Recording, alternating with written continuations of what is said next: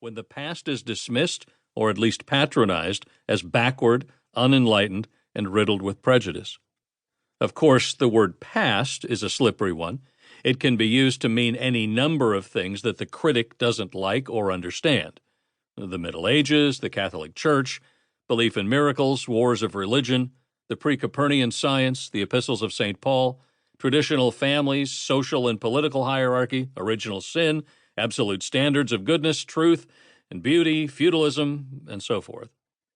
As a corollary to this evolutionary ladder, the modern world, deeply infected with chronological snobbery, has taken for granted that its scientific, philosophical, theological, sociological, and aesthetic advances have superseded what was believed and practiced in the past. Those people who lived back then thought X, but we know better today. If only they could have had access to all the things we know to be true, they would have been able to step out of their ignorance and blindness. But Europe just had to wait for the coming of Marx, Darwin, Freud, and Nietzsche to find out how the world really works.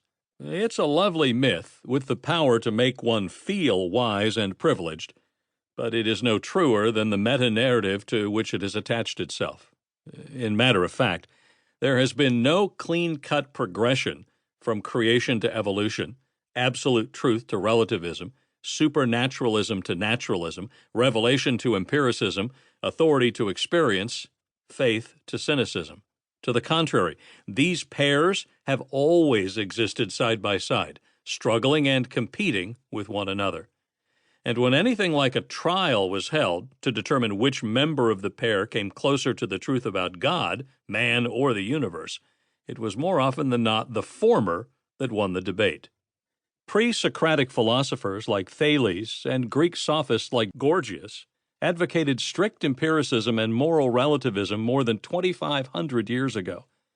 The Epicurean Lucretius was a full-blown evolutionist 2,000 years before Darwin. The Stoic, Marcus Aurelius, who ruled the Roman Empire in the 2nd century A.D., firmly believed that men could be good without God. In the early church, Marcion dismissed the God of the Old Testament as a moral monster and distinguished him from the New Testament God of love. In the Middle Ages, nominalism reduced words to mere names, thus dethroning goodness, truth, and beauty as real absolutes. In the 17th century, Spinoza denied the authority of the Bible and reduced God to the laws of nature. In the 18th, Hume was quite sure that he had disproved miracles once and for all, and that the problem of evil had rendered null and void the Christian view of God. All of the above ultimately denied the immortality of the soul, the resurrection of the body, or both. Indeed, the idea that, at death, we join an amorphous one soul, an idea that most associate with the East, has had advocates in the West from the pre-Socratic Pythagoras and Parmenides to the Gnostics of the early and medieval church to the American Ralph Waldo Emerson. What then, I ask myself, had prevented these ideas from gaining the kind of ascendancy they have attempted to achieve over the past 2 centuries? The none too subtle answer I received from my graduate professors and from the textbooks they assigned was that these enlightened ideas had been held back by ignorance, superstition, and religious hierarchy. Needless to say, I was not satisfied with that answer. So I tossed the textbooks aside and began to read the actual words of the great thinkers of the Western tradition.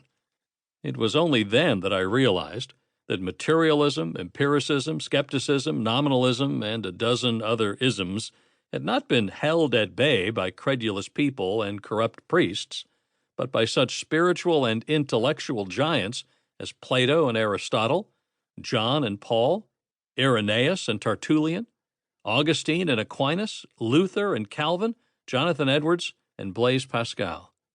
Long before the days when Christopher Hitchens, Richard Dawkins, Sam Harris, and Daniel Dennett helped make atheism a household word, these great philosophers, theologians, and apologists had put atheism on trial and uncovered its faulty logic, its inconsistencies, its special pleadings, and its decidedly mixed motives. Of course, that is not to deny that ignorance, superstition, and religious and secular scientific authority